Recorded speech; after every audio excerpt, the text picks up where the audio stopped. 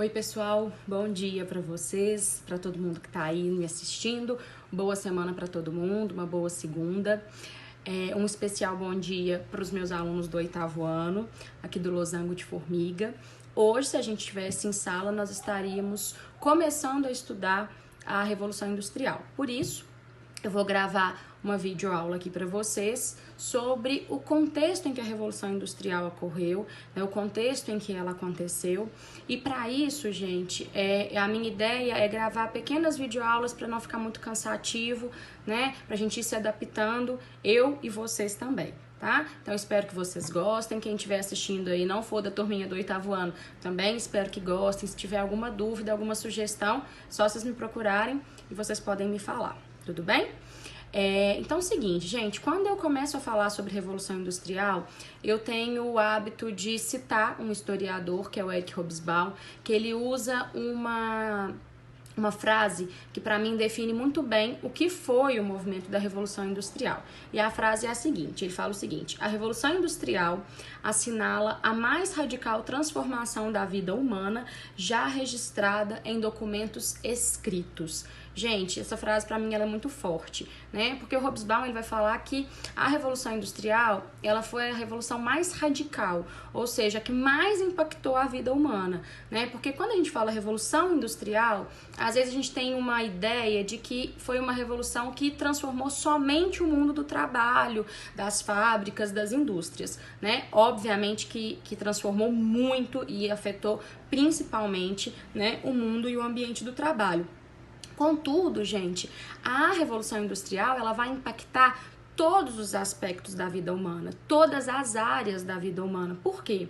Porque a partir dessa revolução, né, nós vamos ter uma transformação no mundo dos transportes, da comunicação, da farmácia, né, porque é um período essencialmente de transformações e de uma revolução científica, né, onde há mais estudo, há descobertas e há um investimento nessas pesquisas que acaba impactando toda a vida humana, né? Então, portanto, a Revolução Industrial é um dos fenômenos mais importantes da história contemporânea, que começa no século XVIII. A gente vai falar que no século XVIII ela se intensifica, mas as transformações no mundo do trabalho, elas existem já desde que o homem trabalha, né? Então, vamos tentar entender esse contexto. Em qual contexto a Revolução Industrial surge, tá?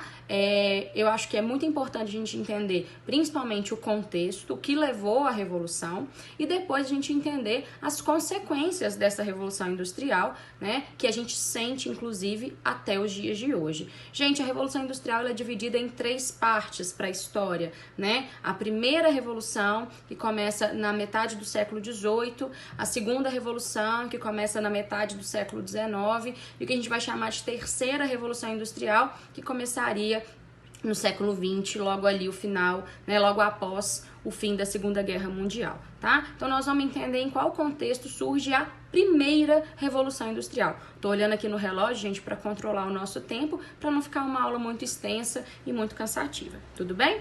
Gente, então vamos lá. A Revolução Industrial, né, ela foi em grande medida um aperfeiçoamento, tá, nas técnicas de produção e nas técnicas do trabalho. Gente, desde que o homem trabalha, desde que o homem domina a natureza, né, as técnicas de trabalho, elas vêm se aperfeiçoando, elas vêm se transformando, né? A gente tem vários modelos de produção anteriores à Revolução Industrial, né? Um dos que a gente mais fala, mais conhece é o artesanato, né? O trabalho artesanal, esse trabalho que era manual, que era feito, né, geralmente nas casas, os pequenos artesãos, eles compravam sua matéria-prima, eles mesmos produziam e, contudo, com isso, né, gente, eles demoravam às vezes a produzir um vestido, produzir uma roupa, produzir um utensílio, né? Eu vou falar muito de tecido, vou falar muito de roupa, né? Porque a Revolução Industrial, ela começa na Inglaterra e a Inglaterra ela é pioneira nessa Revolução Industrial e a Inglaterra é um país que se destaca pela produção da manufatura de tecidos, né? Isso faz parte do contexto histórico da Inglaterra. Então, nesse sentido, gente, nós vamos falar muito da produção de tecidos, né? Então, a princípio, o trabalho era artesanal, individualizado, né? Com o passar do tempo vão surgindo as manufaturas, né? Que são pequenas fabriquetas onde tem um dono que compra a matéria-prima e reúne um grupo de artesãos que passa a trabalhar para eles, né? Para ele. Esses artesãos agora, eles têm que seguir, né? Cumprir a expectativa do seu empregador, do dono daquela manufatura, que exigia talvez, né, uma maior produção, uma maior produtividade. A produção ela deveria acontecer de modo mais rápido, né? Porque esse dono ele queria lucro dos investimentos que ele tinha feito, né? Com o passar do tempo, para otimizar, né, a produção, para que essa produção ela aconteça de forma mais rápida, nós vamos ter a divisão do trabalho. Então, dentro de uma manufatura, né, cada artesão vai ficar responsável por uma parte específica do trabalho. Antes, né, da produção, na verdade, antes o artesão ele fazia todo o trabalho. Então, vamos pensar na produção de uma calça jeans, né? Vamos pensar no contexto atual. Se a gente fosse produzir uma calça jeans, um único artesão, né, lá no passado, ele produzia toda a calça, né? Então isso demorava, né? Com a divisão do trabalho, cada artesão dentro da manufatura ele vai ficar responsável por uma etapa da produção. Então com isso a produção ela fica mais acelerada, a produtividade aumenta. Da manufatura a gente passa para as maquinofaturas, né? E nas maquinofaturas o que vai acontecer? Algumas máquinas começam a surgir para auxiliar o trabalho, né? Uma das máquinas mais conhecidas no contexto da Inglaterra são as máquinas de fiar, né? Que eram super importantes na produção dos tecidos. Para vocês do 8º ano, gente, na apostila de vocês, especificamente na página 41, tem um exemplo de máquinas de fiar, né? Que eram máquinas que ajudavam, né, na produção dos tecidos. Para quem não tem a apostila, se quiser procurar na internet, vocês acham fácil, né, essa imagem no Google, por exemplo, né? Então essa máquina, ela auxiliava a produção. Então se antes, às vezes demorava, né? Se antes precisava de 2, 3 artesãos, né? 2, 3 operários, a partir de agora, um único artesão vai, né, a conduzir, operar a máquina de fiar, e com isso a produção acaba ficando mais rápida e também mais barata para o empregador. Tudo bem? Gente, essas são algumas das etapas, né? E no século XVIII há uma intensificação dessa transformação, né? No século XVIII, com, né, a Revolução Industrial, que a gente vai chamar de primeira Revolução Industrial, as transformações elas são mais rápidas, mais intensas. Mas vocês perceberam que ao longo da história as técnicas de trabalho e de produção elas foram se transformando? No século XVIII essas transformações são mais rápidas e mais intensas, por isso a gente vai chamar de Revolução Industrial, né? Porque ela é mais rápida e é uma transformação que é mais radical. Tá? Alguns fatores foram fundamentais para a Revolução Industrial. A expansão marítima, né? Com a expansão marítima, as principais potências europeias, e falando de Inglaterra, né, elas puderam acumular riquezas, né, explorando as suas colônias, puderam extrair matéria-prima dessas colônias, o que foi fundamental, né, para a Revolução Industrial. Elas puderam acumular capitais, acumular recursos para investir, para financiar a Revolução Industrial, as pesquisas para a Revolução Industrial, né? As revoluções liberais, elas foram importantíssimas, porque as revoluções liberais são revoluções burguesas, são revoluções que colocaram fim ao absolutismo monárquico e colocaram, né, a burguesia, vamos dizer, no poder, né? E principalmente elas colocaram o liberalismo econômico em prática, ou seja, o Estado não interferia mais nas relações econômicas. Então elas foram essencialmente importantes, né? E obviamente uma revolução científica, uma revolução no mundo da ciência, na produção acadêmica, na produção científica, né? Que